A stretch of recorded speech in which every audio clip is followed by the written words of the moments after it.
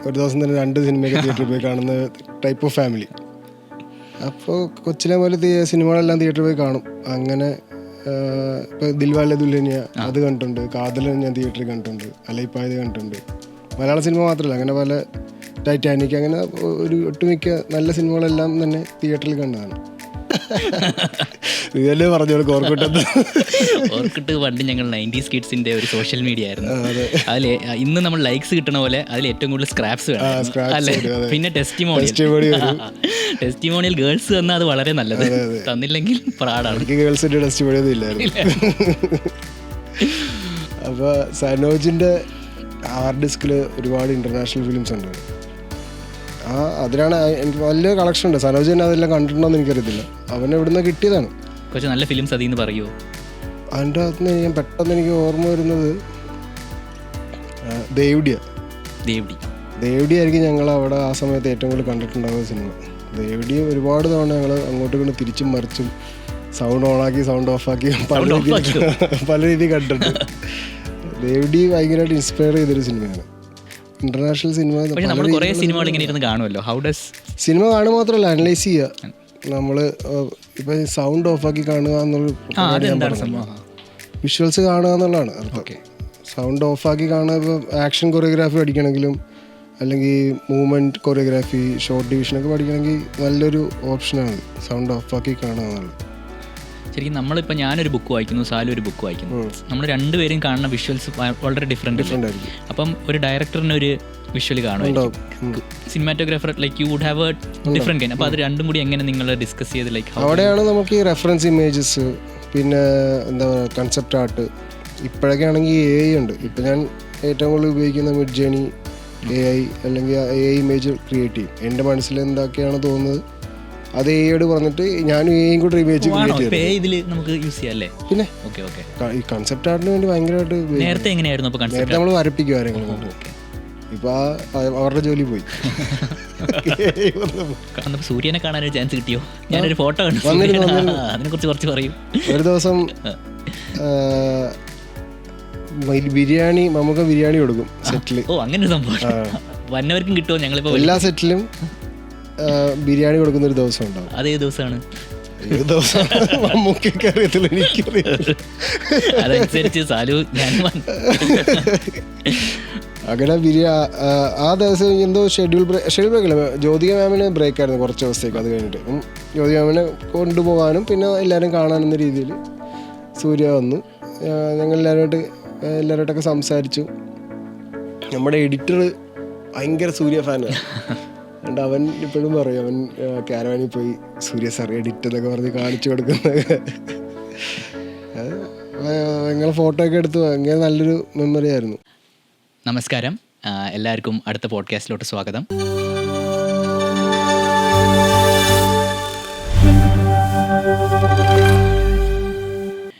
ഇന്ന് നമ്മുടെ guest Malayalam film ഇൻഡസ്ട്രിയുടെ വളരെ ടാലൻറ്റഡ് ആയ ഒരു സിനിമാറ്റോഗ്രാഫറാണ് Salu K Thomas, who has done films like the great Indian kitchen, Kaathal the core. പക്ഷേ ഇതിലൊക്കെ ഉപരി സാലു എൻ്റെ എൻജിനീയറിംഗ് ബാച്ച്മേറ്റാണ്. അപ്പോൾ നമ്മൾ ഇന്ന് സാലുവിൻ്റെ ഒപ്പം കുറച്ച് ടൈം സ്പെൻഡ് ചെയ്യുകയാണ്. It will be a very light conversation. So before we go into the podcast, hope you can subscribe to the channel. നമസ്കാരം സാലു. നമസ്കാരം. Welcome to the podcast. Thank you. സുഖമാണോ? സുഖം. അപ്പോൾ സത്യം പറഞ്ഞാൽ നമ്മൾ ഒരുമിച്ച് 4 വർഷം കോളേജിൽ സ്പെൻഡ് ചെയ്തിട്ടുണ്ടെങ്കിലും ആക്ച്വലി ഞാൻ സാലുവിൻ്റെ കൂടെ ഐ തിങ്ക് ഒട്ടും തന്നെ ടൈം സ്പെൻഡ് ചെയ്തിട്ടില്ലെന്നാണ് എൻ്റെ ഒരു ഓർമ്മ. എനിക്ക് അങ്ങനെ ഒട്ടും തന്നെ മെമ്മറീസ് ഇല്ല.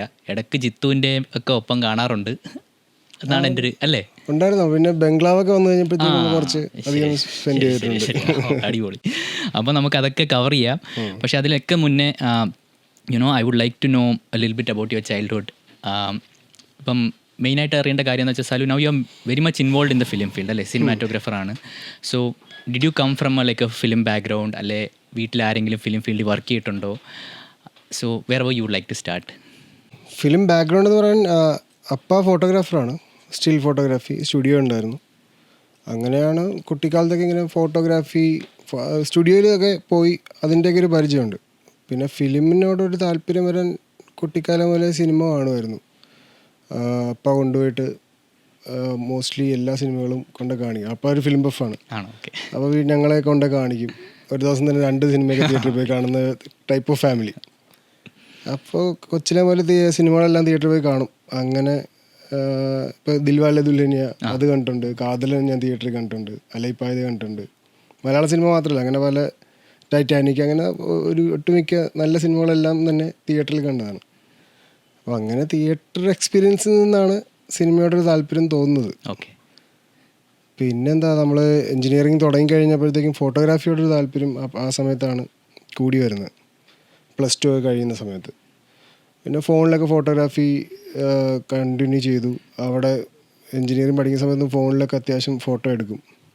ഇൻസ്റ്റാഗ്രാം ഉണ്ടായിരുന്നു നമുക്ക്? ഇല്ലില്ല, ഇൻസ്റ്റാഗ്രാമില്ല. ഫേസ്ബുക്ക് തന്നെ അന്ന് ആയി വരുന്നേ ഉള്ളൂ. ഓർക്കൂട്ടായിരുന്നല്ലോ ആ സമയത്ത്. ഓർക്കൂട്ട് എന്താന്ന് നമ്മുടെ വ്യൂവേഴ്സിന് വേണ്ടി ഒന്ന് പറഞ്ഞു. ഇതല്ലേ പറഞ്ഞോളൂ ഓർക്കൂട്ടെന്ന്. ഓർക്കൂട്ട് പണ്ട് ഞങ്ങൾ 90s കിഡ്സിന്റെ ഒരു സോഷ്യൽ മീഡിയ ആയിരുന്നു. അതിൽ ഇന്ന് നമ്മൾ ലൈക്സ് കിട്ടണ പോലെ അതിൽ ഏറ്റവും കൂടുതൽ സ്ക്രാപ്സ് വേണം അല്ലേ? പിന്നെ ടെസ്റ്റിമോണിയൽ ഗേൾസ് തന്നാൽ അത് വളരെ നല്ലത്, തന്നില്ലെങ്കിൽ പ്രാടാണ്. ഗേൾസിന്റെ ടെസ്റ്റിമോണിയൊന്നും ഇല്ലായിരുന്നു. പിന്നെ ഫേസ്ബുക്കൊക്കെ വരുന്നത് എനിക്കത് ഞാൻ 2009-08 ആ സമയത്തൊക്കെയാണ് ഫേസ്ബുക്കിൽ കയറുന്നത്. ഞങ്ങൾ എൻജിനീയറിംഗിൽ നിന്ന് വയനാട് ട്രിപ്പ് പോയ സമയത്തെങ്ങാണ്ട് ആണ് ആദ്യത്തെ ഫോട്ടോ ഇടുന്നതൊക്കെ. പക്ഷെ അപ്ലോഡ് ചെയ്യാൻ വേണ്ടിയല്ല, അല്ലാതെ തന്നെ നമ്മൾ ജസ്റ്റ് ഫ്രണ്ട്സിൻ്റെ ഫോണിലൊക്കെ ഫോട്ടോ എടുക്കും. എനിക്കങ്ങനെ സ്മാർട്ട് ഫോണൊന്നും ഇല്ല ആ സമയത്ത്, സ്മാർട്ട് ഫോണൊക്കെ വന്നു തുടങ്ങുന്നേ ഉള്ളൂ. ശരിയാ. അപ്പോൾ അങ്ങനെ ഫ്രണ്ട്സിൻ്റെ ഫോണിലൊക്കെ ഫോട്ടോ എടുത്ത് പതുക്കെ വീട്ടിൽ നിന്നൊരു ക്യാമറ തന്നു, ആ ക്യാമറയിൽ ഫോട്ടോ എടുക്കാൻ തുടങ്ങി. അങ്ങനെ ഫോട്ടോഗ്രാഫി അത്യാവശ്യം ഫ്രണ്ട്സൊക്കെ ഭയങ്കരമായിട്ട് ഇഷ്ടപ്പെട്ടു. എല്ലാവരും കൊള്ളാം, നല്ല പരിപാടിയാണെന്നൊക്കെ പറയുന്നത്. അങ്ങനെയാണ് എനിക്ക് കുറച്ചൊരു കോൺഫിഡൻസ് ഒക്കെ വരുന്നത്.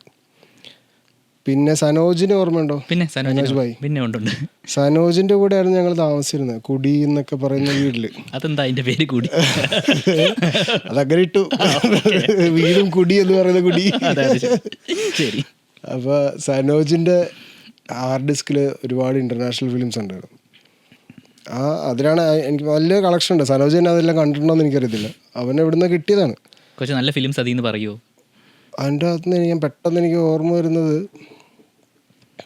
ദേവ്ഡി ആയിരിക്കും ഞങ്ങൾ അവിടെ ആ സമയത്ത് ഏറ്റവും കൂടുതൽ കണ്ടിട്ടുണ്ടാവുക സിനിമ. ദേവ്ഡി ഒരുപാട് തവണ ഞങ്ങൾ അങ്ങോട്ടും ഇങ്ങോട്ടും തിരിച്ചും മറിച്ചും സൗണ്ട് ഓണാക്കി സൗണ്ട് ഓഫാക്കി പല രീതിയിൽ കണ്ടിട്ടുണ്ട്. ദേവ്ഡി ഭയങ്കരമായിട്ട് ഇൻസ്പയർ ചെയ്തൊരു സിനിമയാണ്. അതിൻ്റെ സിനിമാറ്റോഗ്രാഫി രാജീവ് രവി, ഡയറക്ടർ അനുരാഗ് കശ്യപ്. പിന്നെ ദേവ്ഡിയുടെ എന്താ പറയുക, അതിൽ നായകൻ്റെ ഒരു ലൈഫ് സ്റ്റൈലും അതെല്ലാം നമുക്ക് ആ സമയത്ത് ഭയങ്കര താല്പര്യം തോന്നുന്നൊരു ഒരു സിനിമയാണത്. പിന്നെ അതിൻ്റെ മേക്കിംഗ് എല്ലാ രീതിയിലും ഇഷ്ടപ്പെട്ടൊരു. പിന്നെ അത് കഴിഞ്ഞിട്ട് ഞാൻ അതിൻ്റെ മേക്കിംഗ് ഒക്കെ നോക്കി, മേക്കിംഗ് വീഡിയോസൊക്കെ ഉണ്ടാവുമല്ലോ, അങ്ങനെയൊക്കെ നോക്കി. അന്നുണ്ടോ മേക്കിംഗ് വീഡിയോസൊക്കെ? ഉണ്ട്, ഇന്നത്തെ അത്ര ഇല്ല. പക്ഷേ ദേവ്ഡിയുടെ ഉണ്ടായിരുന്നു. ദേവ്ഡിയുടെ കുറച്ച് ഞാൻ 2008 ദേവ്ഡി ഇറങ്ങുന്നത്, ഞങ്ങൾ കാണുന്ന 10 ആയിരിക്കും. പക്ഷേ എനിക്ക് കിട്ടുന്നത് ഈ മേക്കിംഗ് വീഡിയോ കിട്ടുന്നത് 12-13 ആ സമയത്ത്. അങ്ങനെയൊക്കെ ആ സിനിമ. പിന്നെ ഇവൻ്റെ എന്താ പറയുക, നമ്മൾ ആ സമയത്ത് ഇംഗ്ലീഷും ഹോളിവുഡും ഹിന്ദിയുമാണ് കാണുന്നത്. ഇവൻ്റെ ഹാർഡ് ഡിസ്കിൽ യൂറോപ്യൻ ഫിലിംസ്, ഏഷ്യൻ ഫിലിംസ്, അങ്ങനെ കുറേ കളക്ഷൻസൊക്കെ ഉണ്ടായിരുന്നു. എവിടുന്ന് കിട്ടി സനോജിനി കളക്ഷൻസ്? അവൻ്റെ ഫ്രണ്ട് കൊടുത്തതായിരിക്കും, കോഴിക്കോട് എന്നാണ് പറഞ്ഞത്. സനോജ് ബായിയാണ്, ബായിക്ക് എന്ത് കിട്ടും, ബായി ചിലപ്പോൾ ബായി ഉണ്ടാക്കിയെടുത്തതായിരിക്കും അതൊക്കെ. അങ്ങനെ ആ കളക്ഷൻസൊക്കെ കണ്ടിട്ടാണ് ഈ ഇൻ്റർനാഷണൽ ഫിലിംസിനോടൊക്കെ താല്പര്യം തോന്നി. വേറെ തരത്തിലുള്ള ഫിലിമിങ് കണ്ടിട്ടാണ് ഫിലിം മേക്കിങ്ങിലേക്ക് തന്നെ പോകാം എന്നുള്ള തീരുമാനം എടുക്കുന്നത്. അപ്പോൾ അതിനൊക്കെ മുന്നേ ഇപ്പം സ്കൂളിൽ നിന്ന് നേരെ ഇപ്പം ചെറുതിലെ അച്ഛൻ്റെ കൂടെയൊക്കെ പോകുമായിരുന്നല്ലോ. അപ്പോൾ എന്തുകൊണ്ട് എഞ്ചിനീയറിംഗ് വന്നിട്ട് അന്നേ സിനിമയിലോട്ട് പോകണമെന്നുണ്ടായിരുന്നോ, അതോ ഈ ഫിലിംസ്? കുട്ടിക്കാലത്ത് സിനിമ നടനാകണമെന്നായിരുന്നു. ആണോ? അവർ 6-ാം ക്ലാസ് 7-ാം ക്ലാസ് ഒക്കെ ആയപ്പോഴത്തേക്കും വീട്ടുകാരും നാട്ടുകാരും പറഞ്ഞ് ഒതുക്കി.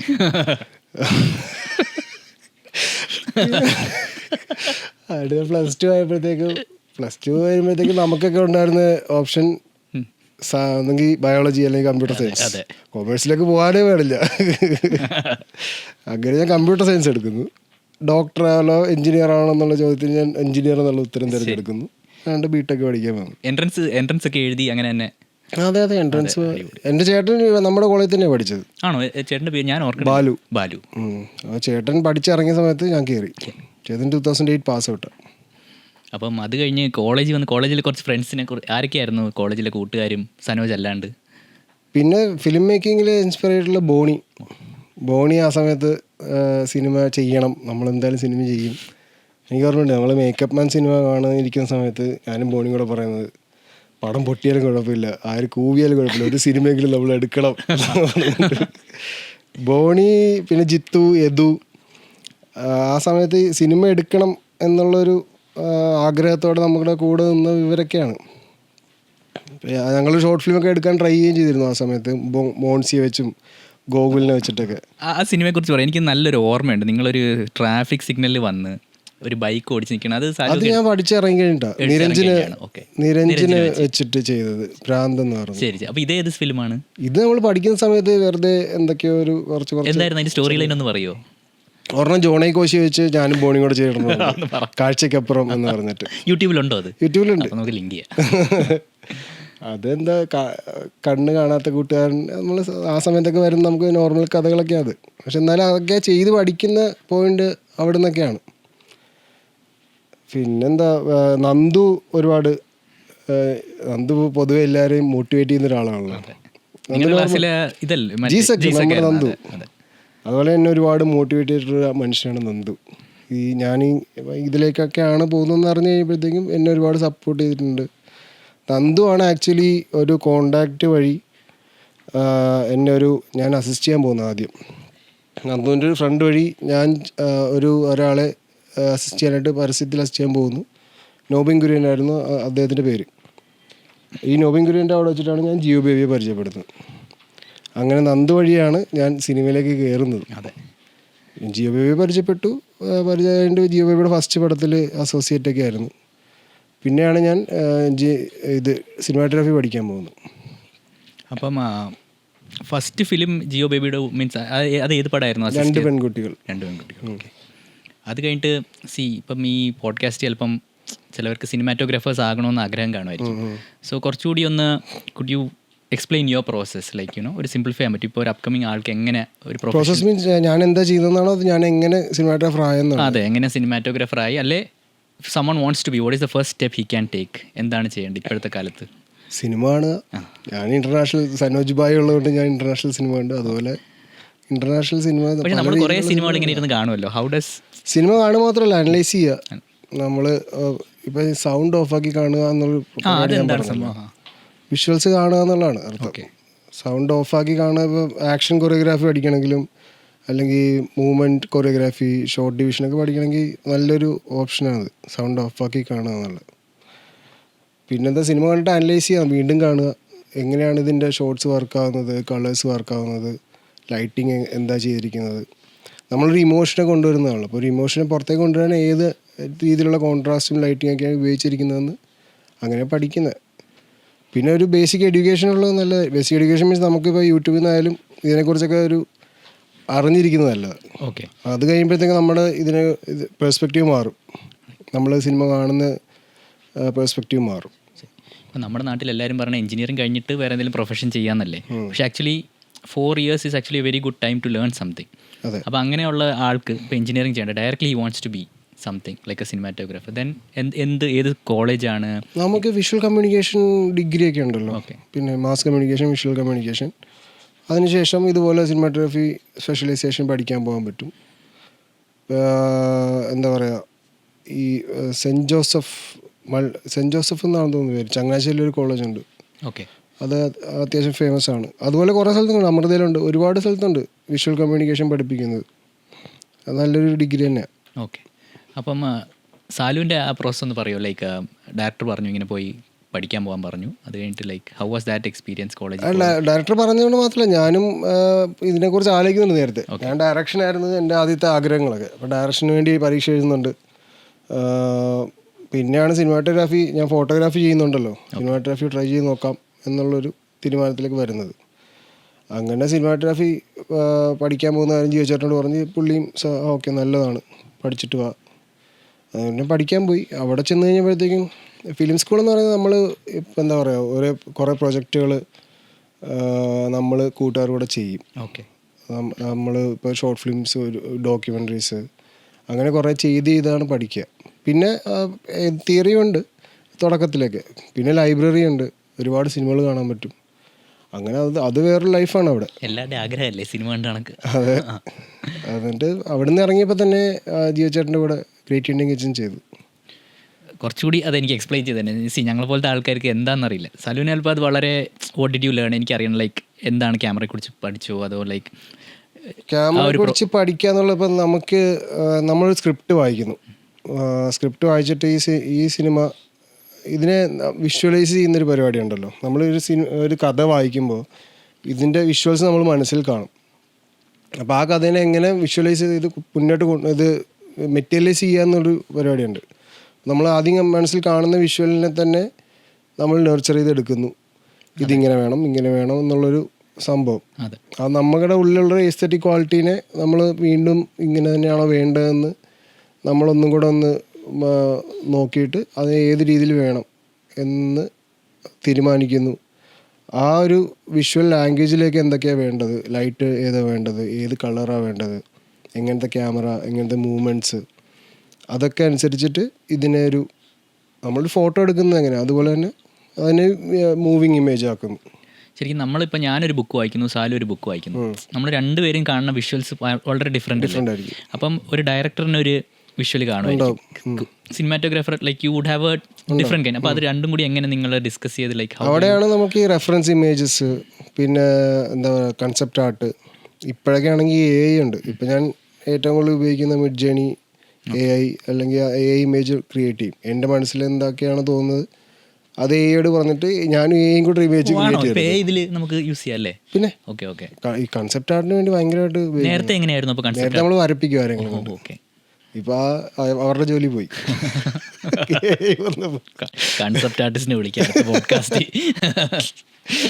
എന്നിട്ട് എന്താ പറയാ, ഇപ്പൊ ഗോകുലില്ലേ, നമ്മുടെ ഗോകുല് അത്യാവശ്യം AI ഇമേജസ് ഒക്കെ ചെയ്യുന്ന ആളാണ്. ഞാൻ ഗോകുലിനെ വെച്ചിട്ട് ദാവീദിന് വേണ്ടിയൊക്കെ കോൺസെപ്റ്റ് ആർട്ടൊക്കെ ചെയ്യിപ്പിച്ചിരുന്നു. ഇത് AI ഇമേജ് ചെയ്യാനും ആ പ്രോംപ്റ്റ് ചെയ്ത് കൊടുക്കാനും അത് ഇമേജ് ക്രിയേഷനും ഒരു ടാസ്ക്കാണ്. അത് നമുക്കറിയണം. അത് ചെയ്തൊക്കെ പല രീതിയിലൊക്കെ പഠിച്ചെടുക്കാനേ പറ്റത്തുള്ളൂ. അപ്പം അങ്ങനെയാണ് നിങ്ങൾ ബേസിക്കലി അത് തന്നെ. ഡയറക്ടറിന് തോന്നുന്ന റെഫറൻസ് കാണിക്കും, എനിക്ക് തോന്നുന്ന റെഫറൻസ് അങ്ങോട്ട് കാണിക്കും. നേരത്തെ അങ്ങനെ തന്നെ. ഇപ്പം കൺസെപ്റ്റ് ആർട്ട് ഇല്ലെങ്കിൽ തന്നെയും ഇപ്പം ഇങ്ങനൊരു ഫോട്ടോഗ്രാഫ് എടുത്തിട്ട് ഇത് കാണിക്കും, ഇതുപോലെയൊക്കെ വേണം. അല്ലെങ്കിൽ ഡയറക്ടറിന് എന്തൊക്കെയാണ് തോന്നിയത്, പുള്ളി ഏതെങ്കിലും സിനിമകൾ കാണിക്കും, ഇങ്ങനെയൊക്കെ വേണം. അങ്ങനെ പല പല ഇമേജസ് അങ്ങോട്ടും ഇങ്ങോട്ടും ഷെയർ ചെയ്ത് ഒക്കെയാണ് നമ്മൾ എന്താ പറയുക ഒരു കോമൺ ഗ്രൗണ്ടിലെത്തുന്നത്. അപ്പം പഠിച്ചു വന്നു. ഫസ്റ്റ് ഫിലിം എടുക്കുമ്പം ടെൻഷനോ സ്ട്രെസ്സോ ഉണ്ടായിരുന്നു? ഇത് ആദ്യത്തെ പടം അങ്ങനെ ഉണ്ടായിരുന്നു അതോ എപ്പോഴത്തെ പോലെ ഇങ്ങനെ ചിൽഡായിട്ട്? ഇല്ല, ഫസ്റ്റ് പടം ചെയ്യുമ്പം തുടങ്ങുമ്പോൾ സ്ട്രെസ് ഉണ്ടായിരുന്നു. തുടങ്ങുമ്പോൾ ഫസ്റ്റ് സീൻ എടുക്കുന്നത് ഗ്രേറ്റ് ഇന്ത്യൻ കിച്ചൻ്റെ കല്യാണം കഴിഞ്ഞ് ഇവർ ആദ്യം അടുക്കളയിൽ നിൽക്കുമ്പം സുരാജേട്ടന് ആദ്യമായിട്ട് അടുക്കളയിൽ വരുന്നൊരു സീനുണ്ട്. അത് കഴിഞ്ഞ് പിന്നെ പുള്ളി അവസാനമായിരുന്നു. ഓ ശരിയല്ലേ? അതെ. ആദ്യം അടുക്കളയിൽ വന്നിട്ട് പുള്ളിക്കാരുടെ പുറകെ വന്ന് കെട്ടിപ്പിടിക്കുന്നു, എന്നിട്ട് ചായ കുടിക്കുന്നു, എന്നിട്ട് ഇതൊക്കെ പഠിച്ച് അങ്ങനെ എന്തൊരു ഡയലോഗൊക്കെ ഉണ്ട്. അപ്പോൾ ആ സീനാണ് ആദ്യം എടുക്കുന്നത്. അതെടുക്കുമ്പോൾ എനിക്ക് ഭയങ്കര ടെൻഷൻ. ഞാൻ ചെയ്യുന്നത് ശരിയാകുമോ, അല്ലെങ്കിൽ എൻ്റെ എന്താ പറയുക എസ്തെറ്റിക്സ് ഒക്കെ ഇവർക്ക് വർക്കാവുമോ, ഞാൻ ഇവരോട് ഇടപെടുന്നതൊക്കെ ശരിയാണ്. ഞാൻ ഫിലിം സ്കൂളിൽ നിന്ന് വരുന്നത്. അവിടെ നമുക്ക് അങ്ങനെ ആക്ടറെന്നോ അല്ലെങ്കിൽ ഡയറക്ടറെന്നോ നോക്കാം, എല്ലാവരും ഫ്രണ്ട്സാണ്. ഇവിടെ അങ്ങനെയല്ലല്ലോ. ഇവിടെ ഒരു ഇൻഡസ്ട്രിയിൽ വന്നിട്ട് ആരോട് എങ്ങനെ ബിഹേവ് ചെയ്യണം, അല്ലെങ്കിൽ ഇതെങ്ങനെയാണ് ഇവിടുത്തെ പരിപാടി നമുക്കറിയില്ല. അതൊക്കെ ഞാൻ ടീച്ചറോട് പറഞ്ഞിട്ടുണ്ട്, എനിക്ക് ഇങ്ങനെ ടെൻഷനൊക്കെ ഉണ്ട്. അപ്പം കുഴപ്പമൊന്നുമില്ല, പുള്ളി എന്നെ ഭയങ്കരമായിട്ട് കൂളാക്കി നിർത്തുന്നുണ്ട്. എൻ്റെ ഫസ്റ്റ് സീൻ കഴിഞ്ഞ് ബ്രേക്ക് ആയപ്പോഴത്തേക്കും ഞാൻ ടീച്ചറിന് പറഞ്ഞു കുഴപ്പമില്ല, കൊള്ളാം പരിപാടി, ഇത്രയൊക്കെ ഉള്ളടേ, ഇത് ഉള്ളു പരിപാടി, നീ ഇത് ചെയ്താൽ മതി എന്ന് പറഞ്ഞു. അങ്ങനെയാണ് പിന്നെ അത് കഴിഞ്ഞ് പിന്നെ മുന്നോട്ട് പോകുന്നത്. അപ്പോൾ സുരാജ് സാറുമായിട്ടുള്ള ഇൻട്രാക്ഷനും അതിന് മുന്നേ ഫിലിം സ്റ്റാർസുമായിട്ട് ഇൻട്രാക്ട് ചെയ്തിട്ടുണ്ടോ അതോ was this like the film സ്റ്റാർസുമായിട്ട് അതിനു മുമ്പ് അങ്ങനെ ഞങ്ങൾ ഇൻസ്റ്റിറ്റ്യൂട്ടിൽ പഠിക്കുമ്പോൾ ബാബു നമ്പൂതിരി അഭിനയിക്കാൻ വന്നിട്ടുണ്ട് അവിടെ. അല്ലാതെ വേറെ മലയാളം ഫിലിം സ്റ്റാറൊന്നും എനിക്കങ്ങനെ അതിനു മുമ്പ് ഓർമ്മയില്ല. പിന്നെ ഉള്ളതിപ്പോൾ ഞാൻ ജിയോചേട്ടൻ്റെ കൂടെ പണ്ട് നേരത്തെ നടക്കുമ്പോൾ ആ സമയത്ത് ആരെങ്കിലും കണ്ട് സംസാരിച്ചെങ്കിൽ മാത്രമേ ഉള്ളൂ. ഷൂട്ടിൻ്റെ സമയത്ത് ആദ്യം നിമിഷയും സുരാജേട്ടനുമാണ് ആദ്യമായിട്ട് ഇൻട്രാക്ട് ചെയ്യുന്ന അല്ലെങ്കിൽ കൂടെ വർക്ക് ചെയ്യുന്ന സ്റ്റാർസ്. എങ്ങനെയാണൊരു ഫിലിം സെറ്റിൽ? എല്ലാവർക്കും ഫിലിം സെറ്റ് ഭയങ്കര ആഗ്രഹമാണ്. നമ്മൾ മലയാളികൾക്ക് എസ്പെഷ്യലി ഒരു ഫിലിം സെറ്റ് കാണുക. നമുക്കൊക്കെ വെളിയിൽ നിന്നേ കാണാം. ഒരു സാലും അതിൻ്റെ core like you are in the centre. വെളിയിൽ നിന്ന്, അതായത് ഇപ്പം ആരെങ്കിലും എൻ്റെ ഫ്രണ്ട്സ് ആരെങ്കിലും ഇപ്പോൾ വൈശാഖ് തന്നെ കാണാൻ വന്നെന്ന് വെച്ചോ, വൈശാഖ് തന്നെ കാണാൻ വന്നിട്ട് കുറച്ച് നേരം ബോറടിക്കും. അതെന്താ ബോറടിക്കുന്നത്? കാരണം നമ്മളൊരു ടേക്ക് 12 ടേക്ക് 13 ടേക്ക് ഒരു സാധനം തന്നെ എടുത്തിട്ടുണ്ടെങ്കിൽ ഇത് എന്ത് ഭ്രാന്താണെന്ന് തോന്നുന്നു. അത് ഒരു കാര്യം തന്നെ നടക്കുന്നു. അല്ലെങ്കിൽ കുറേ നേരം ഞങ്ങൾ ലൈറ്റ് ചെയ്യുമ്പോൾ തന്നെ ബാക്കിയുള്ള ഡിപ്പാർട്ട്മെൻറ്റ് ബോറടിക്കും. അവർക്കൊന്നും മനസ്സിലാവില്ല, ഇവന്മാരെന്തോ കുറേ നേരമായിട്ട് ലൈറ്റ് എടുത്ത് പൊക്കുന്നു, താത്തുന്നു, പേപ്പർ കയറ്റുന്നു. അത് തന്നെ വേറെ പല ഡിപ്പാർട്ട്മെൻറ്റും പറഞ്ഞാൽ അവർക്ക് അറിയില്ലെന്ന് വെച്ചാൽ ഇത് ഇത്രയും സമയം കളഞ്ഞത് എന്തിനാ, അല്ലെങ്കിൽ ലൈറ്റിങ്ങിലാണ് കുറേ സമയം പോകുന്നതൊക്കെ പറഞ്ഞ് ഭയങ്കര കംപ്ലൈൻ്റ് ഒക്കെ വരും. പിന്നെ ഷൂട്ട് തുടങ്ങി കഴിയുമ്പോഴത്തേക്ക് ഇത് തന്നെ നമ്മൾ ഒരു ഡയറക്ടറിന് തോന്നുന്ന രീതിയിൽ അല്ലെങ്കിൽ സിനിമാറ്റോഗ്രാഫർക്ക് തോന്നുന്ന രീതിയിലേക്കൊരു ഷോട്ട് എത്തുന്നവരെ റീടേക്ക് പോയിക്കൊണ്ടിരിക്കും, അല്ലെങ്കിൽ ആക്ടറിന് സാറ്റിസ്ഫൈഡ് ആകുന്നവരെ. നമ്മളൊരു വലിയ സിനിമ മൊത്തത്തിലൊരു എഡിറ്റഡ് സിനിമ ബിഗ് പിക്ചർ മനസ്സിൽ കണ്ടിട്ട് ഒരു ഡയറക്ടർ ഇരിക്കുന്നത്. അപ്പം പുള്ളിക്ക് ഓരോ ഷോട്ടും അതിനനുസരിച്ച് വന്നുകൊണ്ടിരിക്കണം, എന്നാലേ വർക്കാവത്തുള്ളൂ. അപ്പം first film great Indian kitchen ആയിരുന്നോ അതോ? ഞാൻ ഷൂട്ട് ചെയ്യുന്ന ഷൂട്ട് ഫിലിം ഫസ്റ്റ്. അപ്പോൾ അത് കഴിഞ്ഞിട്ട് ഫോർ നമ്മുടെ കോതമംഗലത്ത് ഷൂട്ട് 4 ഇയേഴ്സ് ഞാൻ എൻ്റെ 4ാമത്തെ സിനിമ നമ്മുടെ കോളേജിൽ ഷൂട്ട് ചെയ്യുന്നത്. ഞാൻ എന്താ ചോദിച്ചതെന്ന് വെച്ചാൽ, നമ്മൾ ഇതിനു മുമ്പ് മീറ്റ് ചെയ്തപ്പം സാലു പറഞ്ഞല്ലോ, ഞാൻ സാലുവിൻ്റെ അടുത്ത് കാതൽ കൂടുതൽ ഭയങ്കര അടിപൊളി ക്യാമറ സ്റ്റില്ലാണ്, പക്ഷെ നന്നാ നീ ഈ പടം പോയി കാണുമെന്ന് പറഞ്ഞല്ലോ. അത് ഏത് പടമായിരുന്നു? ശ്രീധന്യ. അതിനെക്കുറിച്ചൊന്ന് പറയോ? ശ്രീധന്യ കാറ്ററിംഗ് സർവീസ് എനിക്ക് ഭയങ്കര ഇഷ്ടമുള്ളൊരു സിനിമയാണ്. ജിയോ ബേബിയുടെ തന്നെ. ഓക്കെ. ഇപ്പം ഞാനും ജിയോ ബേബിയും കൂടെ ചെയ്തിട്ടുള്ള സിനിമകളാണ് ഗ്രേറ്റ് ഇന്ത്യൻ കിച്ചൺ, ശ്രീധന്യ, പിന്നെ ഓൾഡ് ഏജ് ഹോം എന്നൊരു ഷോർട്ട് ഫിലിം ഉണ്ട് ഫ്രീഡം ഫൈറ്റ് ഒരു ആന്തോളജിയാണ്, സോണിയിലുണ്ട് ഓൾഡ് ഏജ് ഹോം. അതിൻ്റെ അത് ജോർജ് ഒക്കെ അഭിനയിച്ച. പിന്നെ കാതൽ. ഇത് കാതലും ഗ്രേറ്റ് ഇന്ത്യൻ കിച്ചനും ഓൾഡ് ഏജ് ഹോമൊക്കെ ഏകദേശം ഈ പറഞ്ഞൊരു ഭയങ്കര ക്ലാസ് സ്ലോ ഭയങ്കര അടിപൊളി, ഭയങ്കര വേറെ രീതിയിലുള്ളൊരു വർക്കാണ്. ശ്രീധന്യ ഭയങ്കര ഡിഫറെൻ്റ് അതൊക്കെ വെച്ച് നോക്കുമ്പോൾ. ഇതിനെ കുറച്ച് എക്സ്പെരിമെൻ്റലായിട്ട് ചെയ്തൊരു സിനിമയാണ്. അതെന്താ പറയുക, അതൊരു കുറച്ച് കൂട്ടുകാർ ഒരുമിച്ച് ചേർന്നൊരു ബിരിയാണി ഉണ്ടാക്കാൻ ശ്രമിക്കുന്നു, അവരുടെ ഇടയിലുള്ള വെള്ളമടി, അവരുടെ ഈഗോ ക്ലാഷ്, അങ്ങനത്തെ ഒരു കോമഡി പരിപാടിയാണ്. അത് എന്താ പറയുക, സിനിമ വെരിറ്റേ എന്നൊരു ടൈപ്പ് ഓഫ് സിനിമ മേക്കിംഗ് ഉണ്ട്. ഡോഗ്മ അങ്ങനെയൊക്കെ പറയുന്നൊരു ടൈപ്പ് ഓഫ് സിനിമ മേക്കിംഗ് ഉണ്ട്. അതിൻ്റെ ഡോഗ്മ എന്ന് പറയണമെങ്കിൽ കുറേ പറയേണ്ടി വരും അതിനെക്കുറിച്ച്. ബേസിക്കലി സംഭവം എന്ന് വെച്ചാൽ നമ്മൾ hand held camera, zoom lens, അങ്ങനെ ഭയങ്കര സ്റ്റാറ്റിക് ആയിട്ടൊന്നും ഉണ്ടാകത്തില്ല, അല്ലെങ്കിൽ ട്രാക്ക് മൂവ്മെൻറ്റ്സ് ഒന്നും അങ്ങനത്തെ ഭയങ്കര ഡിസിപ്ലിൻ ഓഫ് ഫിലിം മേക്കിംഗ് ഇതിൻ്റെ അകത്തില്ല. നമ്മൾ ഭയങ്കര ഡോക്യുമെൻ്ററി മോഡിലായിരിക്കും ഇത് ഷൂട്ട് ചെയ്യുന്നത്. അത് ആ ഒരു രീതിയിൽ ട്രൈ ചെയ്തതാണ് ആ സിനിമ. ഹാൻഡ് ഹെൽഡ് വിത്ത് സൂം ലെൻസിലാണ് അത് ഷൂട്ട് ചെയ്തിരിക്കുന്നത്. അപ്പോൾ അതിൻ്റേതായിട്ടുള്ളൊരു എന്താ പറയുക, മറ്റേ ലാംഗ്വേജിൽ നിന്ന് ഭയങ്കര ഡിഫറെൻറ്റാണ് മൂവ്മെൻറ്റും, മൊത്തത്തിൽ ഭയങ്കര ജെർക്കും. ഈ സിനിമ കണ്ടിട്ട് പലരും എന്താ പറയുക, ഈ നോസിയ വന്നിട്ടുണ്ട് പലർക്കും. ജാവേദിൻ്റെ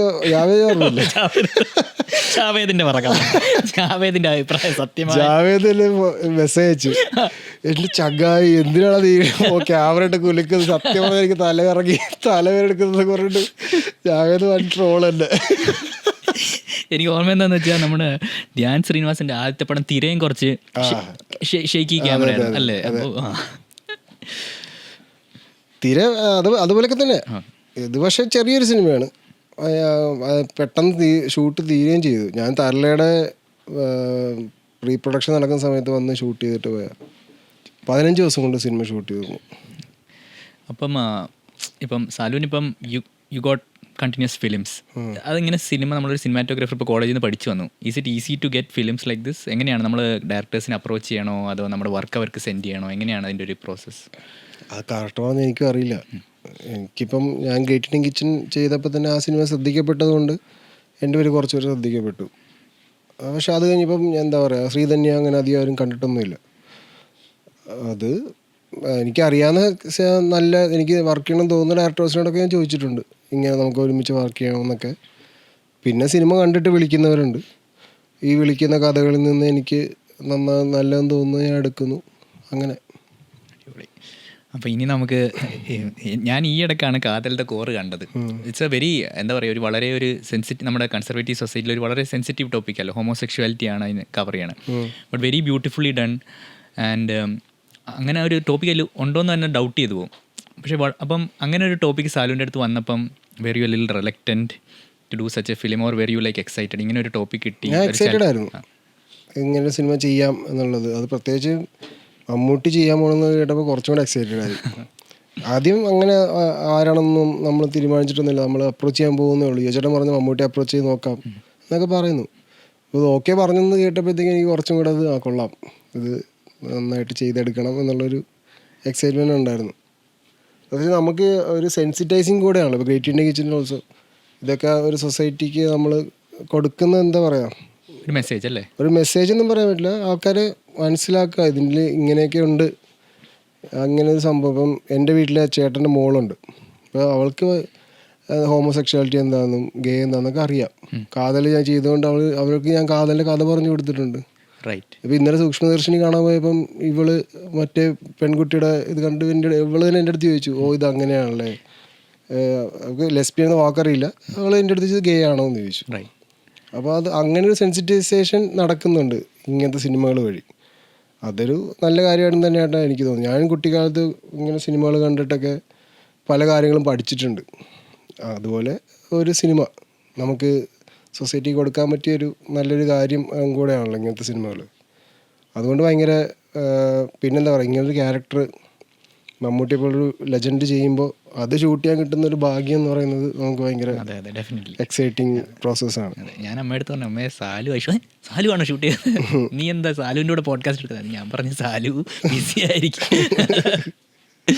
അപ്പം എനിക്കറിയേണ്ടത് എന്തായിരുന്നു ഇത്, എൻ്റെ ഒരു അനുസരിച്ച് എനിക്കറിയില്ല കറക്റ്റാണോ അല്ലയോ, അതിൻ്റെ ഒരു മൂഡ് ഒരു റെയിനി ഒരു ടൈമിൽ ഷൂട്ട് ചെയ്ത പോലെ എനിക്ക് തോന്നുന്നു. മൺസൂൺ ആണോ അതിൻ്റെ ഒരു കുറച്ച് ഡാർക്കായിട്ടല്ല? മൺസൂൺ അങ്ങനെ ഒരു മൂഡ് ഡയറക്ടറും റൈറ്റേഴ്സൊക്കെ പറഞ്ഞിരുന്നു. ഓക്കെ, അവർക്ക് അങ്ങനെ ഒരു മൂഡ് ആഗ്രഹമുണ്ട് അങ്ങനെ ചെയ്യാം എന്നുള്ളത്. അങ്ങനെ നമ്മൾ മൺസൂണിലൊന്നുമല്ല ഷൂട്ട് ചെയ്തത് ഒക്ടോബർ നവംബർ ടൈമിലാണ്. അത് ഗ്രേഡിങ്ങിലും പിന്നെ എക്സ്പോഷറിലൊക്കെ കൊണ്ടുവന്നിരിക്കുന്നത്. അത് ഇപ്പോൾ ഒരു മൺസൂൺ ടൈമേ അല്ല ഷൂട്ട് ചെയ്തിരിക്കണം. ഓക്കെ, അപ്പോൾ എന്താണ് പ്രിപ്പറേഷൻസ് ഇപ്പോൾ ഇങ്ങനെ ഒരു ഫിലിം ചെയ്യുമ്പം? വളരെ ഷോർട്സ് ഒക്കെ വളരെ അങ്ങനെ ഒരു സിനിമ കുറച്ചും കൂടെ പാടാണ് ചെയ്യാൻ. എനിക്ക് തോന്നുന്നു ഗ്രേറ്റ് ഇന്ത്യൻ കിച്ചണും കാതലാണ് ഞാൻ ചെയ്തതിൽ ഏറ്റവും പാട് ഞാൻ ചെയ്ത സിനിമകളിൽ. എന്താണ് പാട്? സാധാരണ ഒരു ഫിലിം വെച്ച് നോക്കുമ്പോൾ എങ്ങനെയാണ് ഇത് പാടാ? ഭയങ്കര മെറ്റിക്കുലസ് ആയിരിക്കണം നമ്മൾ. കൂടി പോകാനും പാടില്ല, കുറഞ്ഞു പോകാനും പാടില്ല. അങ്ങനത്തെ ഒരു കാൽക്കുലേറ്റഡ് മൂവ് എന്നൊരു പറയുന്ന സംഭവം ഉണ്ടല്ലോ, അത് ഈ രണ്ട് സിനിമയിലും അത്യാവശ്യം ഗ്രേറ്റ് ഇന്ത്യൻ കിച്ചണിൽ കുറച്ചും കൂടെ വിഷ്വലി എനിക്ക് ചെയ്യാൻ പറ്റിയിട്ടുണ്ടെന്ന് തോന്നുന്നു. കാരണം അതിൻ്റെ അത് വിഷ്വലി ആണ് അതിൻ്റെ സ്ക്രിപ്റ്റ് വർക്കാവുന്നത്. ഇതിൽ ഡയലോഗ്സിലും ക്യാരക്ടർ വൈസും ഒക്കെയാണ്. എന്നാലും ഇതിൽ വട്ടക്കുഴി, അത് നമ്മുടെ തൊടുപുഴയിൽ ഉള്ള വാഴക്കുളത്തുള്ളൊരു പെയിൻറ്ററാണ്. അപ്പോൾ ആളുടെ പെയിൻറ്റിങ്സിലുള്ള ലാൻഡ്സ്കേപ്പൊക്കെ എനിക്ക് ഭയങ്കരമായിട്ട് വർക്കായി. കാതലിന് ഞാൻ കുറേ നാളായിട്ട് ഫോളോ ചെയ്യുന്ന ഒരു പെയിൻറ്ററും കൂടെ ആയിരുന്നു പുള്ളി. ഇൻസ്റ്റാഗ്രാമിലുണ്ട്. നമ്മളിപ്പം ബിനാലെ അങ്ങനത്തെ എക്സിബിഷനൊക്കെ പോകുമ്പോൾ ആളുടെ പെയിൻറ്റിങ്സൊക്കെ കാണാറുണ്ട്. ഭയങ്കര രസമുള്ള പെയിൻറ്റിങ്സാണ്. അപ്പോൾ ആളുടെ പെയിൻറ്റിങ്സ് എനിക്ക് ഭയങ്കര ഇൻസ്പിറേഷനായിരുന്നു ഈ കാതൽ ചെയ്യാൻ വേണ്ടി.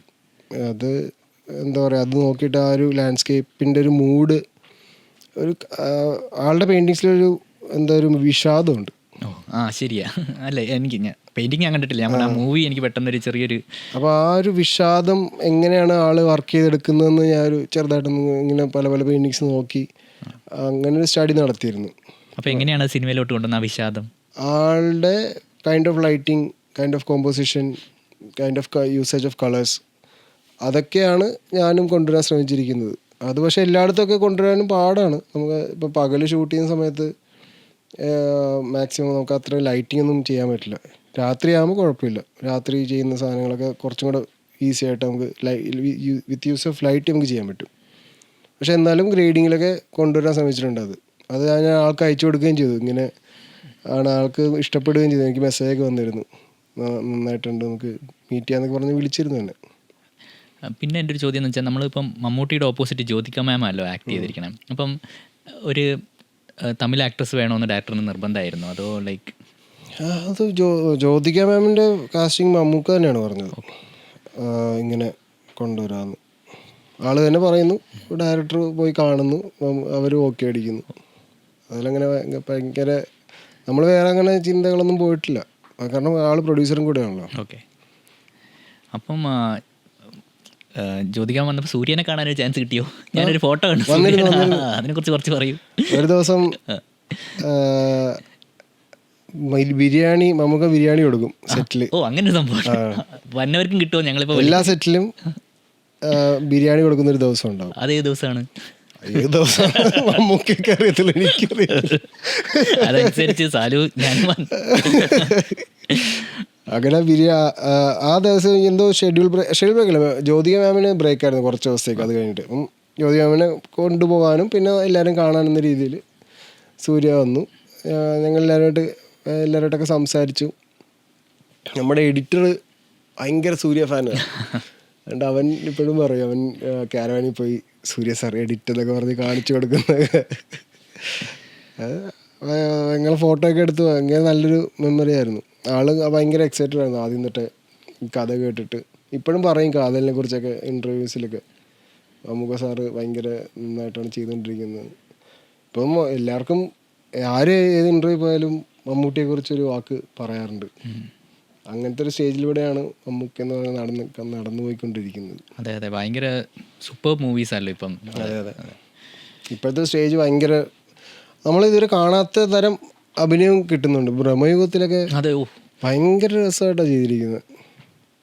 അതിൻ്റെ സിനിമാറ്റോഗ്രഫിയെ കുറിച്ച് എന്താണ് സലൂൻ പറഞ്ഞത്? അതൊരു ബ്ലാക്ക് ആൻഡ് വൈറ്റിലും അതെങ്ങനെ, പക്ഷെ കുറച്ച് കഴിയുമ്പോൾ ഞാൻ മറന്നുപോയി അതൊരു ബ്ലാക്ക് ആൻഡ് വൈറ്റ് മൂവിയാണെന്ന് തന്നെ. അതെങ്ങനെയാണ്? How do you think they were able to create that? അതാണ് എന്താ പറയുക, അവരുടെ ഒരു ക്രിയേറ്റിവിറ്റി വർക്കായി എന്നുള്ളതാണ് അതിൻ്റെ അർത്ഥം. നമ്മൾ കുറച്ച് കഴിയുമ്പോഴത്തേക്കും അവരുടെ വേൾഡിലേക്ക് നമ്മളെല്ലാവരും ഇന്നായി. നമ്മൾ ഈ സിനിമ ബ്ലാക്ക് ആൻഡ് വൈറ്റ് ആണെന്നോ അല്ലെങ്കിൽ ഇതൊരു സിനിമയാണെന്നോ പോലും നമ്മൾ ചിന്തിക്കാതെ ഇങ്ങനെ എൻഗേജ്ഡ് ആണ് അതിൻ്റെ അകത്ത്. അതിലവർ വിജയിച്ചിരിക്കുന്നു. അതിൻ്റെ സിനിമാറ്റോഗ്രാഫർ എൻ്റെ സീനിയറാണ് ഷഹനാദ് ജലാൽ. ഓക്കെ ഓക്കെ, ആൾ കുറച്ച് സീനിയർ സിനിമാറ്റോഗ്രാഫറാണ് മലയാളത്തിൽ. അപ്പം കാതൽ ഷൂട്ട് ചെയ്ത സമയത്ത് what was some of the creative challenges that you faced? Or it was like a very smooth and which was the one shot that you really loved and hated also maybe? Hated എന്ന് പറയാനൊന്നും ഉണ്ടാകത്തില്ല എനിക്ക്. നമ്മൾ മാത്യു റൂമിൻ്റെ അകത്ത് ഒറ്റയ്ക്കിരിക്കുന്നൊരു സീനുണ്ട്. എപ്പോഴാണത്? കോടതിയുടെ first scene കഴിഞ്ഞിട്ട് വീട്ടിൽ വന്നതിന് ശേഷം പ്രാർത്ഥന നടക്കുന്ന സമയത്ത് മാത്യു വേറെ റൂമിലേക്ക് പായും തലണൊക്കെ എടുത്തിട്ട് പോയിട്ട് അവിടെ ചെന്ന് അമ്മച്ചിയുടെ ഫോട്ടോ നോക്കിയിരിക്കുന്ന ഒരു സീനുണ്ട്. അപ്പോൾ ആ സീൻ സ്ക്രിപ്റ്റ് വായിച്ചപ്പോൾ തൊട്ടേ എൻ്റെ മനസ്സിൽ ഭയങ്കരമായിട്ട് ഉള്ളിൽ ഭയങ്കരമായിട്ട് എഫക്റ്റ് ചെയ്തൊരു സീനാണ്.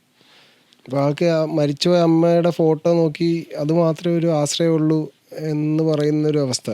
അപ്പോൾ അത് ഭയങ്കര നന്നായിട്ട് തന്നെ ചെയ്തെടുക്കണം എന്നൊരാഗ്രഹം അന്നോട്ടേ ഉണ്ടായിരുന്നു. അപ്പോൾ അങ്ങനെയാണ് മാത്യുവിൻ്റെ നിഴൽ അതിൽ കൊണ്ടുവരാം എന്നൊരു ഐഡിയ വരുന്നത്.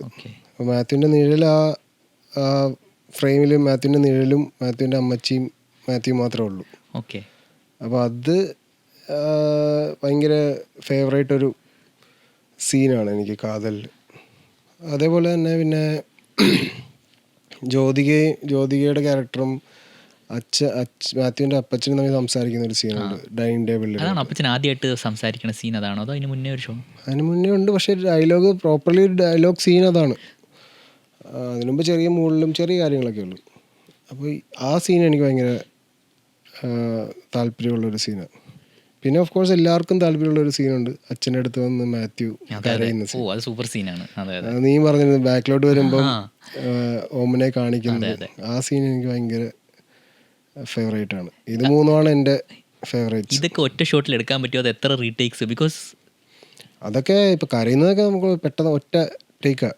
കാതലിൽ മോസ്റ്റ്ലി ഒറ്റ ഫസ്റ്റ് ടേക്ക് ഓക്കെയാണ്. മമ്മൂക്കയ്ക്കും അതാണ് താല്പര്യം.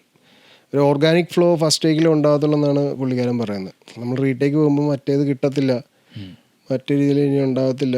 നമ്മൾ പിന്നെ അങ്ങനെ ചെയ്യാം ഇങ്ങനെ ചെയ്യാൻ അപ്പോൾ അതിന് വേണ്ടി ചെയ്യാവുന്നൊരു സംഭവം വരുമല്ലോ. അപ്പം ഫസ്റ്റ് ടേക്കിൽ മൾട്ടിക്യാം ഉണ്ട് നമുക്ക്. അപ്പോൾ ഫസ്റ്റ് ടേക്കിൽ തന്നെ വരുന്ന പെർഫോമൻസാണ് മോസ്റ്റ്ലി കാതലിലിരിക്കുന്നത്. പിന്നെ എല്ലാം ഈ പറഞ്ഞ 3 സീനും ഫസ്റ്റ് ടേക്ക് ഓക്കെ. പിന്നെ എനിക്ക് തോന്നുന്നു ജ്യോതികാമും അച്ഛനുമായിട്ടുള്ള സീക്വൻസ് മാത്രമേ പിന്നെ വേറെ ടേക്കൊക്കെ പോയിട്ടുള്ളൂ. അപ്പം മമ്മൂട്ടി സാറും ജ്യോതിക മാമൊക്കെ ആയിട്ട് ഇൻട്രാക്ട് ചെയ്യാന്ന് പറഞ്ഞാൽ തന്നെ വലിയൊരു ഇതല്ലോ. അപ്പോൾ how was that first interaction? എങ്ങനെ ചെന്ന് സംസാരിച്ചോ അതോ it was just through? First മമ്മൂക്കായിട്ട് ഇൻട്രാക്ട് ചെയ്യുന്ന ഞാനാണ് സിനിമാറ്റോഗ്രാഫർ എന്ന് പറഞ്ഞ് എന്നെ കാണിക്കാൻ വേണ്ടി കൊണ്ടുപോയി. വീട്ടിൽ പോയോ? വീട്ടിൽ പോയിരുന്നു. അതായത് ഇവർ ഒരു റീഡിങ് സെഷൻ്റെ സമയത്ത് ഞാനും പോയി. അങ്ങനെ എൻ്റെ അടുത്ത് ചോദിക്കുന്നത് ഏതൊക്കെ സിനിമ ചെയ്തിട്ടുണ്ട് അങ്ങനെയൊക്കെ. അപ്പം അമൽ നീരദ് എൻ്റെ ഇൻസ്റ്റിറ്റ്യൂട്ടിലെ ഫസ്റ്റ് ബാച്ചാണ്. അപ്പം SRFT അവിടെയാണോ ചെയ്തത്? ഓക്കെ. അപ്പോൾ ഞാൻ SRFT ആണെന്ന് പറഞ്ഞപ്പോൾ അമലിൻ്റെ ഫിലിം സ്കൂളാണല്ലേ അങ്ങനെയൊക്കെ ചോദിച്ചു. പിന്നെ എന്താ പറയുക, ചെയ്തു തുടങ്ങി കഴിഞ്ഞപ്പോഴത്തേക്കും ആൾക്ക് മനസ്സിലായി കുഴപ്പമില്ല, പണി അറിയാം എന്നുള്ളൊരു. ഫസ്റ്റ് ഡേ ഷൂട്ടിന് വന്നപ്പം, ഫസ്റ്റ് ഡേ നമ്മളൊരു ലൊക്കേഷനിൽ ആൾ ഷൂട്ടിന് വന്ന ദിവസം അന്ന് എല്ലാവരും ചുമ്മാ നമ്മൾ കാണാൻ ചെല്ലുമല്ലോ, ആദ്യമായിട്ട് വരുമല്ലോ സെറ്റിൽ കാണാൻ. ക്യാരവാൻ്റെ അകത്തേക്ക് ചെല്ലുമ്പം എന്തിനാ ഇത്രയും ലൈറ്റ് ഇവിടെ, എന്താ ഷാജി കൈലാസിൻ്റെ പടമല്ലാണോ? ഷാജി കൈലാസ് സാറിൻ്റെ പടത്തിൽ അങ്ങനെ കുറേ ലൈറ്റിംഗ് ഉണ്ടോ? അങ്ങനെയല്ല ഉദ്ദേശിച്ചത്, എനിക്കത് കുറച്ച് വലിയ കൊമേഴ്ഷ്യൽ പടം പോലെയാണോ ഇത്, ചെറിയ പടമാണ് എന്നൊക്കെ പറഞ്ഞു. പറഞ്ഞ അല്ല, എക്സ്റ്റീരിയർ ആയതുകൊണ്ട് ബാലൻസ് ചെയ്യാൻ വേണ്ടി വെച്ചിരിക്കുന്നത് പറഞ്ഞു. അപ്പോൾ ഒരു അടുത്ത ചോദ്യം, എന്നാൽ പിന്നെ ലെൻസ് ഓപ്പൺ ചെയ്ത് വെച്ചാൽ പോരെ, എന്തിനാ ഇത്ര ലൈറ്റ് ഉപയോഗിക്കുന്നത്? അത്രയ്ക്ക് അറിയാമല്ലേ മമ്മൂട്ടി? ഭയങ്കര ടെക്നിക്കൽ നോളജ്. Okay okay. അപ്പോൾ എന്ത് പറഞ്ഞു നീ? അപ്പോൾ ഞാൻ പറഞ്ഞില്ല, ഞാൻ അനമോർഫിക്കിലാണ് ഷൂട്ട് ചെയ്യുന്നത്. അപ്പോൾ 5.6 ഷൂട്ട് ചെയ്യണം, എന്നാലേ അതിൻ്റെ ഒരു 5.6 ഞാൻ സെറ്റ് ചെയ്തിരിക്കുന്നു പറഞ്ഞു. പിന്നെ ജിയോ ബേബിയോടെ എന്തിനാ അനമോർഫിക്ക് ഷൂട്ട് ചെയ്യുന്നത്? ജിയോ ബേബി എൻ്റെ അടുത്ത് അവൻ്റെ ഒരു അനമോർഫിക്ക്. പക്ഷെ നമുക്കൊക്കെ അങ്ങനെ നമ്മൾ ഈ ചോദിക്കുന്ന ചോദ്യങ്ങൾക്കെല്ലാം ഉത്തരം കൊടുത്താൽ തന്നെ ആൾ ഹാപ്പിയാണ്. അത്ര നോളജ് ഉണ്ടെന്നാണ് ഒരു basically checking like whether you know your work അല്ലേ? അതെ. എൻ്റെ സെക്കൻഡ് ക്യാം ചെയ്യുന്ന വിഘ്നേഷിൻ്റെ ഒരു ഫ്യൂജി ക്യാമറ ഉണ്ട്. ഫ്യൂജി ക്യാമറ നമ്മൾ പഴയ SLR ഒക്കെ പോലെ അതിരിക്കുന്നത്. അതിൻ്റെ മറ്റേ എന്താ പറയുക, ഇൻ്റർഫേസൊക്കെ ഭയങ്കര ഡിഫിക്കൽട്ടാണ്. അപ്പോൾ ഇവൻ ഇങ്ങനെ ഫോട്ടോ എടുത്തോണ്ടിരിക്കുന്നുണ്ട്, ആളിങ്ങനെ ചോദിച്ചു ക്യാമറ എടുത്തിട്ട് പുള്ളി ഭയങ്കര സിമ്പിളായിട്ട് ജ്യോതിക്കാൻ വേണ്ടി ഒരു ഫോട്ടോ എടുത്തു. ഭയങ്കര രസമാണ്, എക്സ്പോഷറൊക്കെ കറക്റ്റ്. ഇതിൻ്റെ അകത്ത് സെറ്റിംഗ് ഒക്കെ ചെയ്തു ആള്, പെട്ടെന്ന് തന്നെ കാര്യങ്ങളൊക്കെ ചെയ്ത്. ആള് ഫോട്ടോഗ്രാഫറാണ്, കുറേ ഫോട്ടോ ഒക്കെ എടുക്കും. ഈ സിനിമാറ്റോഗ്രാഫിയെ കുറിച്ചൊക്കെ ഭയങ്കര നോളജ് ഉണ്ട്. എന്താ പറയുക, സിനിമ കണ്ടു കഴിഞ്ഞാൽ ഫസ്റ്റ് കട്ട് കണ്ടു കഴിഞ്ഞപ്പോൾ തന്നെ കൊള്ളാം, നല്ല ഫോട്ടോഗ്രാഫി എന്നൊക്കെ പറഞ്ഞു. അതിന് ടെക്നിക്കലി ഭയങ്കര നോളജാണ്. ഇത്ര നാളായില്ലേ സിനിമയുടെ. പിന്നെ ദുൽഖറേട്ടനെ കാണാൻ പറ്റിയോ? ഇല്ല. അപ്പം നെക്സ്റ്റ് ജ്യോതിക മാമുമായിട്ടുള്ള ഇൻട്രാക്ഷൻ എങ്ങനെയായിരുന്നു? ജ്യോതിക മാം ഇതുപോലെ ഇവരെ ഭയങ്കര പ്രൊഫഷണലാണ്. നമുക്ക് ഒരു തരത്തിലുള്ള ബുദ്ധിമുട്ടുകളൊന്നും ഇവർ രണ്ടുപേരും ഉണ്ടാക്കിയിട്ടില്ല. നമ്മളെ ഭയങ്കര കംഫർട്ടബിൾ ആക്കും. നമ്മളിങ്ങനെ പരിങ്ങി നിൽക്കുകയാണെങ്കിൽ നമ്മുടെ അടുത്തൊക്കെ വന്ന് കൊള്ളാം, നല്ല വർക്കാന്നൊക്കെ പറയും, ചിരിക്കും, രാവിലെ വരുമ്പോൾ ഗുഡ് മോർണിംഗ് പറയും. എല്ലാ തരത്തിലും എൻ്റെ അടുത്ത് മാത്രമല്ല എല്ലാ ക്രൂവിൻ്റെ അടുത്തും ഭയങ്കര നല്ല രീതിയിലാണ് പെരുമാറുന്നത്. അപ്പോൾ ഇവർ എന്താ പറയുക, അവർ വരുന്നു, അവരുടെ ജോലി ചെയ്യുന്നു, തിരിച്ചു പോകുന്നു. അങ്ങനെ ആർക്കും ഒരു ശല്യമില്ല. ചില സമയത്ത് ജ്യോതികമൊക്കെ സെറ്റിലുണ്ടെന്ന് പോലും മനസ്സിലാകത്തില്ല. ഭയങ്കര പ്രൊഫഷണലിസം എന്ന് പറഞ്ഞാൽ ഇവരുടെ അടുത്ത് നിന്നൊക്കെയാണ് പഠിക്കുന്നത്. എൻ്റെ അടുത്തൊക്കെ ചില സീനൊക്കെ കണ്ടിട്ട് വന്ന് പറയും, നല്ല ലൈറ്റിംഗ് ആണ്, മൂവ്മെൻറ്റ് കൊള്ളാം, നല്ല ഷോട്ടാണെന്നൊക്കെ. അപ്പം ഇനി എനിക്ക് അറിയേണ്ടത് എന്താണെന്ന് വെച്ചാൽ, നമ്മൾ ഫിലിം ഫീൽഡ് എന്ന് വെച്ചാൽ അത്യാവശ്യം വളരെ കോമ്പറ്റീഷനും വളരെ പുതിയ ആക്ടേഴ്സും സിനിമാറ്റോഗ്രാഫേഴ്സും ഒക്കെ വന്നാലേ everyone wants to be in the film field in one way or the other. എൻ്റെ ഒരു ഐഡിയ അനുസരിച്ച് everyone sees the glamour.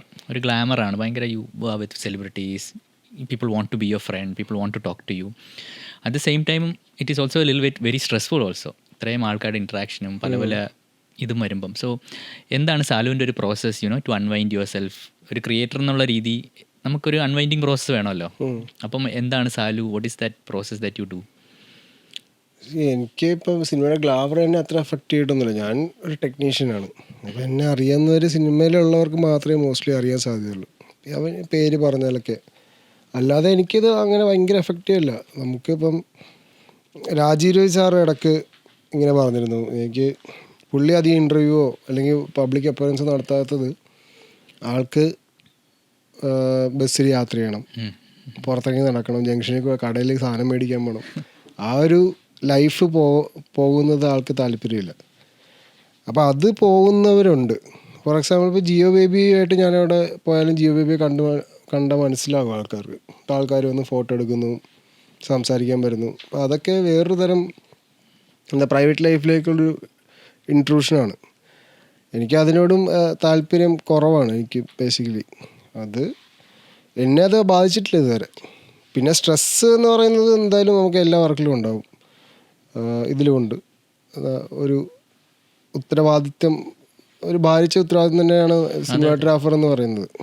അപ്പോൾ അത് സ്ട്രെസ്സിനെ എന്താ പറയുക, സ്ട്രെസ്സ് മാറ്റാൻ വേണ്ടി വർക്ക് ചെയ്യുക എന്നുള്ളതിനെക്കാട്ടും നമുക്ക് നമ്മുടെ സാറ്റിസ്ഫാക്ഷൻ ലെവലിലേക്ക് ഒരു വർക്കിനെ എത്തിക്കുക, അല്ലെങ്കിൽ ഡയറക്ടറിനെ ഇഷ്ടപ്പെടുന്ന രീതിയിലൊരു ഒരു ഫ്രെയിം വെച്ച് കൊടുക്കുക എന്നുള്ളതാണ് ഞാൻ എപ്പോഴും നോക്കിയിട്ടുള്ളത്. പിന്നെ ഷൂട്ട് കഴിഞ്ഞാൽ നമ്മൾ എവിടെയെങ്കിലും യാത്ര പോവും, കറങ്ങാൻ പോവും, ബുക്ക് വായിക്കും, സിനിമകൾ കാണും. അങ്ങനെ. ഏതാണ് 2-3 ഫേവറേറ്റ് ബുക്സ്? ഏറ്റവും ലാസ്റ്റ് ഞാൻ വായിച്ചത് ഈ നമ്മുടെ ഒരു ഫോറൻസിക് സർജൻ്റെ ഓർമ്മക്കുറിപ്പുകൾ എന്ന് പറഞ്ഞിട്ടൊരു ഉമാദത്തൻ, ബി ഉമാദത്തൻ്റെ അത്യാവശ്യം രസമുള്ള ബുക്കാണ്. മലയാളം. അതിൽ അത്യാവശ്യം കുറേ ഫോറൻസിക് സർജൻ എന്ന് പറഞ്ഞാൽ മനസ്സിലായി. ഞാനൊരു ഫോറൻസിക് കോളേജിലാണ് പഠിച്ചത്, പക്ഷേ വലിയ പഠിത്തമൊന്നും പഠിച്ചു. അപ്പോൾ ആള് പല പല കേസുകളുടെ ഡീറ്റെയിൽസും കാര്യങ്ങളൊക്കെ പറയുന്നതും അത് നല്ല രസമുള്ള, എനിക്കൊരു പരിചയമില്ലാത്തൊരു മേഖലയാണ്. അപ്പോൾ അത് വായിക്കാൻ നല്ല രസമായിരുന്നു.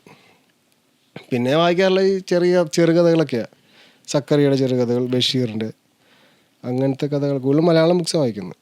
ട്രാവലിംഗ് എങ്ങോട്ടൊക്കെയാണ് പോകാൻ ഇഷ്ടം? അതിപ്പോൾ എവിടെയൊക്കെ പോയിട്ടുണ്ട്? കേരളത്തിൽ തന്നെയാണോ, ഇന്ത്യ ആണോ, അതോ ഇന്ത്യയിൽ എവിടെയാണ് സ്ഥലങ്ങൾ നല്ലത്? Like what you find visually very like? Visually എനിക്ക് ഏറ്റവും സ്ട്രൈക്കിംഗ് ആയിട്ട് തോന്നിയിട്ടുള്ളത് ഹിമാചൽ, രാജസ്ഥാൻ അല്ലേ? ഇത് രണ്ടുമാണ് നമ്മളൊട്ടും പരിചയമില്ലാത്ത 2 ടെറൈൻസ് ആണല്ലോ രണ്ടും. ഹിമാചലിൽ ഞാൻ 2-3 തവണ പോയിട്ടുണ്ട്, രാജസ്ഥാനിൽ ഒരു തവണ പോയിട്ടുള്ളൂ. പക്ഷേ രാജസ്ഥാൻ ഭയങ്കര നല്ലൊരു എക്സ്പീരിയൻസ് ആയിരുന്നു. ഹിമാചൽ പോലെ തന്നെ സിക്കിം, നോർത്ത് ഈസ്റ്റിലേക്കൊരു ട്രിപ്പ് പ്ലാൻ ചെയ്യുന്നുണ്ട്. പിന്നെന്താ, നമുക്ക് കേരളത്തിൽ തന്നെ നമുക്ക് ചെറിയ ചെറിയ ട്രിപ്പുകൾ, ഫോർ എക്സാമ്പിൾ നമ്മുടെ ഭൂത്താങ്കെട്ട് എപ്പോഴും പോകാറുണ്ട്. ആ ഒരു ഏരിയ എനിക്ക് ഭയങ്കര ഇഷ്ടമാണ്. ഒറ്റക്കാട്, ഭൂത്താങ്കെട്ട് ഇടയ്ക്കിടയ്ക്ക് ഞാൻ പോകും. ട്രിപ്സ് എന്ന് പറയുമ്പം സോളോ ആണോ പോകണം, അതോ ഫ്രണ്ട്സുമായിട്ട് പോകാനാണ് ഇഷ്ടം? Is it treks? What do you like really prefer? സോളോയും പോയിട്ടുണ്ട്, രണ്ടും. ഇപ്പം ഫോർ എക്സാമ്പിൾ ഇപ്പം ഒരു കൂട്ടത്തിൻ്റെ അകത്ത് ആൾക്കൂട്ടത്തിൽ തനിയെന്നൊരു പരിപാടി ഉണ്ടല്ലോ. അതെന്താ അത് ഒരു പുതിയ ഇതാണ്, ഫുൾ സ്ട്രേഞ്ചേഴ്സ് പോയി അതാണോ? അതല്ലേ ഞാൻ പറഞ്ഞത്. ഞാൻ ഉദ്ദേശിച്ചത് വെച്ചാൽ നമ്മളൊരു കൂട്ടത്തിന് കൂടെ പോകുന്നു, ബട്ട് വി ആർ അലോൺ. അങ്ങനെ, റൈറ്റ്. ഓക്കെ. ആ ഒരു പ്രോസസ്സ് എനിക്ക് ഭയങ്കര ഇഷ്ടമാണ്. ഒരു റാൻഡം ഗ്രൂപ്പ് അങ്ങ് ചൂസ് ചെയ്യല്ലേ? റാൻഡം ഗ്രൂപ്പിൻ്റെ കൂടെ പോകും, അല്ലെങ്കിൽ നമ്മുടെ തന്നെ ഫ്രണ്ട്സിൻ്റെ കൂടെ തന്നെയും. എല്ലാവരും അവരവരുടെ എന്താ ഒരു ലോൺലിനെസ്സിനൊരു റെസ്പെക്റ്റ് കൊടുക്കുന്ന ഫ്രണ്ട്സ് ആയിരിക്കും നമുക്ക്. നമ്മൾ എവിടെയെങ്കിലും മാറി നിൽക്കുന്നു, പക്ഷെ എന്തായാലും നമ്മളിവിടെ ആളുണ്ട് എന്നൊരു തോന്നലുണ്ട്. അത് എനിക്ക് ഭയങ്കര ഇഷ്ടമുള്ളൊരു പരിപാടിയാണ്. പിന്നെ ഫ്രണ്ട്സിൻ്റെ കൂടെ 1-2-3 പേര് അല്ലെങ്കിൽ ഒരാളെങ്കിലും ഉണ്ടാവും മോസ്റ്റ്ലി യാത്രയുടെ സമയത്ത്. കോളേജിൽ നിന്നുള്ളൊരു ഗെറ്റ് ടുഗദർ വല്ലതും ഉണ്ടായിട്ടുണ്ടോ? അത് കഴിഞ്ഞിട്ട് പിന്നെ നമ്മുടെ ജിത്തു ഒക്കെ ആയിട്ട് എനിവൺ അവരെയൊക്കെ കാണാറുണ്ടോ ഇടയ്ക്കിടയ്ക്ക്? ജിത്തുവിനെ കണ്ടിട്ട് കുറേ ആളായി. ജിത്തു ഇപ്പോൾ പഴയ ജിമ്മ് പോലെ തന്നെയാണോ, അതോ? ജിത്തുവിനെ അവസാനം കണ്ട ബോണിയുടെ കല്യാണത്തിന്. അത് ഞാൻ ഇടയ്ക്കെപ്പോഴും വന്നിരുന്നു, കാണാൻ പറ്റിയിട്ടില്ല. ബോണീനെ കിടക്കാണ്. ബോണീനെ ഡൽഹി പോയപ്പോൾ കണ്ടിരുന്നു. പിന്നെ കോണ്ടാക്ട് ഉണ്ട് എല്ലാവരും, സനോജുമായിട്ടും. ബോണിയാണോ ഗോകുലാണോ ഗുജറാത്തിൽ NID പഠിച്ചത്? എനിക്കൊരു NID പഠിച്ച ബോണിയല്ലേ? ശരി, ഓക്കെ. ഗോകുൽ അവിടെ എങ്ങും പഠിച്ചിട്ടൊന്നുമില്ല. ഗോകുൽ ഇൻഫോസിസിൽ പോയി. ശരി. ഇൻഫോസിസിൽ നിന്നാണ് പിന്നെ ഈ ഫോട്ടോഗ്രാഫിയും AI ഒക്കെ ചെയ്യുന്നത്. ഇപ്പോഴും ഇൻഫോസിസിൽ തന്നെ. സനോജാണ് IIT ഡൽഹി പഠിച്ചത്. എനിക്ക് തോന്നുന്ന ബോണിയാണ് ഞാനും ഗുജറാത്തിൽ പഠിച്ചുകൊണ്ടിരുന്ന ബോണിയുടെ കോൺവക്കേഷൻ എന്നെ വിളിച്ചായിരുന്നു, പോകാൻ പറ്റിയില്ല. ഞാൻ തൊട്ടടുത്തായിരുന്നു ഗാന്ധിനഗറിൽ. അപ്പം നമുക്ക് almost the end of A podcast. പക്ഷേ ഏതാണ് latest projects and what can we expect different in that? അടുത്ത് ഇറങ്ങാൻ പോകുന്നത് ദാവീദാണ്. ദാവീദ് ഞാൻ ഇതുവരെ ചെയ്തതിൽ വെച്ചിട്ട് ഏറ്റവും ഡിഫറെൻറ്റ് എന്ന് പറയാവുന്നൊരു സിനിമയാണ്. എൻ്റെ വർക്കുകളെന്ന് വെച്ചാൽ ഭയങ്കര ഡിഫറെൻ്റാണ്. അപ്പോൾ അത് നല്ല രീതിയിലൊക്കെ ചെയ്തെടുക്കാൻ പറ്റിയതിലൊരു സന്തോഷത്തിലാണ് ഇപ്പോൾ കുറച്ച് ദിവസങ്ങളായിട്ട് നടക്കുന്നത്. ഷൂട്ട് കഴിഞ്ഞു, എഡിറ്റ് നടക്കുന്നു, പോസ്റ്റ് പ്രൊഡക്ഷൻ ഇപ്പോൾ കളർ കറക്ഷൻ തുടങ്ങാൻ പോകുന്നു. അതിന്ന് മൊത്തത്തിൽ ഒരു എൻ്റർടൈനറാണ്. ആക്ഷനുണ്ട്, ഫാമിലി, അങ്ങനെ മൊത്തത്തിൽ അങ്ങനത്തെ ഒരു എൻ്റർടൈനർ പരിപാടിയാണ്. അത്യാവശ്യം സ്കെയിലും വലുതാണ്, വലിയ സ്കെയിലുള്ളൊരു പടമാണ്. അത് വളരെയധികം പ്രതീക്ഷയുള്ളൊരു സിനിമയാണ് എനിക്ക് ദാവീദ്. അത് കേരളത്തിൽ ഷൂട്ട് ചെയ്തതാണോ? കേരളത്തിൽ എറണാകുളം, വൈക്കം, പിന്നെ തൃപ്രയാർ, അങ്ങനെ. അപ്പോൾ thank you Salu for coming on the podcast. Thank you for calling. Yes, thank you. അപ്പോൾ പോണതിന് മുമ്പ് 2 വാക്കുകൾ ഞങ്ങളുടെ ഓഡിയൻസിന് വേണ്ടി എന്തെങ്കിലും അപ്കമിങ് സിനിമാറ്റോഗ്രാഫേഴ്സിനോ just someone you are someone who followed your passion അല്ലേ? അത്ര എളുപ്പമല്ല നമ്മുടെ ഒരു എൻജിനീയറിങ് കഴിഞ്ഞ് വേറൊരു ഫീൽഡിലോട്ട് പോകാൻ. ശരിയാണ്, ഞാനപ്പോൾ ചോദിക്കാൻ വിട്ടുപോയി, എൻ്റെ ചെയ്യാൻ വരട്ടെ. അപ്പം ഫാമിലിയിൽ നിന്ന് means you suddenly shifted from ഒരു എഞ്ചിനീയറിംഗ് ജോലി അല്ലാണ്ട് ഇതിലോട്ട് പോകാൻ തീരുമാനിച്ചു. Was there most of people who want to do like that അവർ ഭയങ്കര ഒരു സ്ട്രഗിൾ ഫേസ് ചെയ്യുക ഒരു ഫാമിലി ആയിട്ട്, അങ്ങനെ ഒരു ഇത് വന്നോ? സ്ട്രഗിൾ ഉണ്ടായിരുന്നു, പക്ഷേ എന്നാലും ഞാൻ നേരത്തെ പറഞ്ഞു വെച്ചിരുന്നു ഇങ്ങനെയൊക്കെയാണ് എൻ്റെ തീരുമാനം, ഞാൻ ഇങ്ങനെ പോകാനാണ് ഉദ്ദേശിക്കുന്നതെന്ന്. പക്ഷെ ഞാൻ പറഞ്ഞ പോലെ അങ്ങ് പോയിക്കളയെന്ന് ഇവർ വിചാരിച്ചില്ല.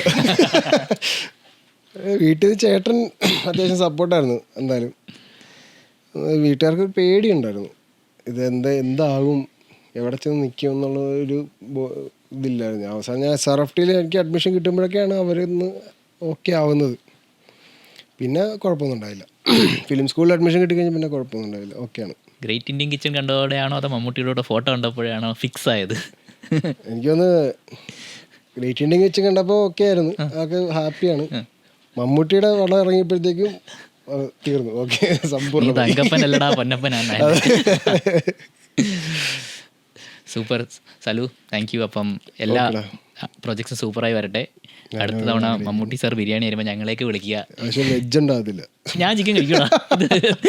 യോഗ ഞാൻ ചിക്കൻ വെജ് ഉണ്ട് കേട്ടോ. Thank you. Okay, thank you.